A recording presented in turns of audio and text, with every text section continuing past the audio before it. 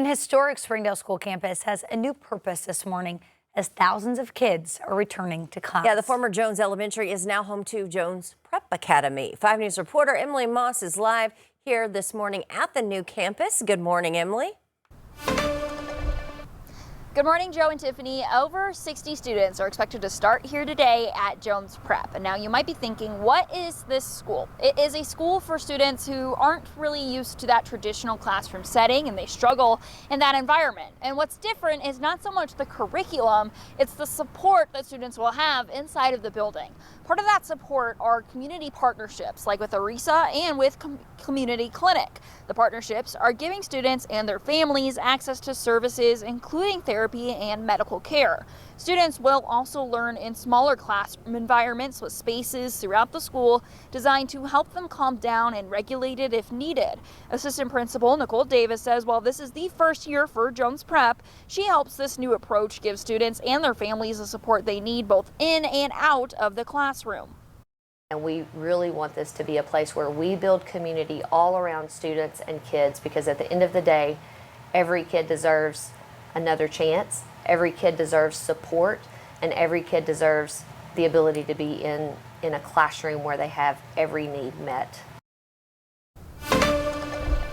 Jones Prep is a K-8 program. What also makes this different is it's not a traditional classroom that you would graduate from grade to grade from. It's actually designed to help students get their resources that they need so they can return to the more traditional classrooms in the other Springdale schools. The district hopes that they're able to expand this past the district coming up in the next few years, but this is just the first year for this new program. Back to you. All right, thank you, Emily. Well, this is back to school week. We're hearing from local teachers with some day-to-day tips for families. They say for the little ones, practice opening that lunchbox and containers and wrappers before the first day. They also say label the water bottle, the jacket, pretty much anything that could end up being in the lost and found. Also make sure that they know that they're getting home. And ahead of the first day, it's only natural if you're a little sad dropping them off. For kindergarten parents specifically, I know it is so hard to drop off your baby the first day. So come in knowing that this whole staff has your child's best interest at heart. We will take care of them and we'll make sure they get home safely to you. Teachers also say don't forget to continue communication with teachers as the year goes on. Well, the Lowell City Council is planning to hold a special meeting on Wednesday. The agenda says that they will discuss and possibly amend city council rules. On Facebook, Police Chief Tim Kuth said that he believes the meeting is an attempt to move forward with selling the new police department and city hall buildings.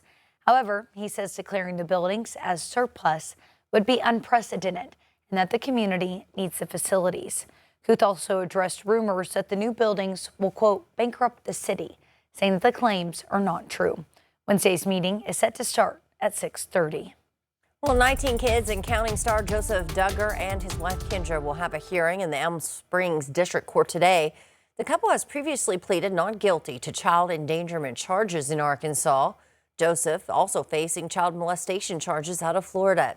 Investigators say they believe he inappropriately touched a 9-year-old girl while she was on a family trip in 2020. We'll keep you updated both on air and on our website at 5newsonline.com.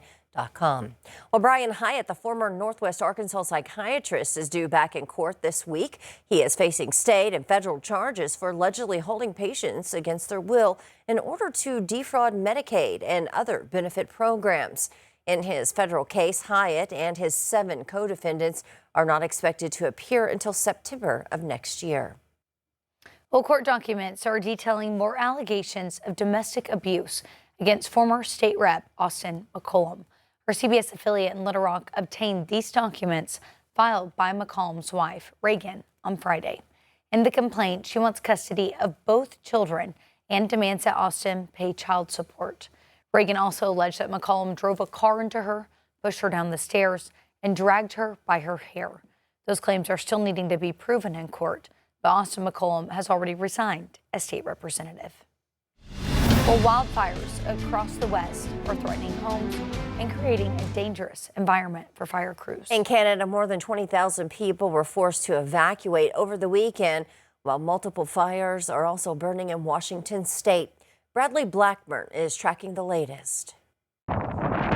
Fierce wildfires in British Columbia have forced tens of thousands to flee as officials declared a state of emergency. More than 100 wildfires are burning in the area, with half classified as out of control. Once you see flames licking the top of the mountain, you don't stay. No, you don't wait for the evac order, you just go. At least one woman died while trying to evacuate from the approaching Wildfire, which sparked Friday and has already burned more than 33,000 acres. Hot, dry, and windy conditions are fueling flames across the West. In Southern California, brush fires burned over the weekend, while in Washington state, National Guard crews worked to create fire lines, and bulldozers battled hot spots. Crews are actually out there working off of a grid with their exposed hands, picking up pieces of the ground and actually feeling it to make sure it's cold.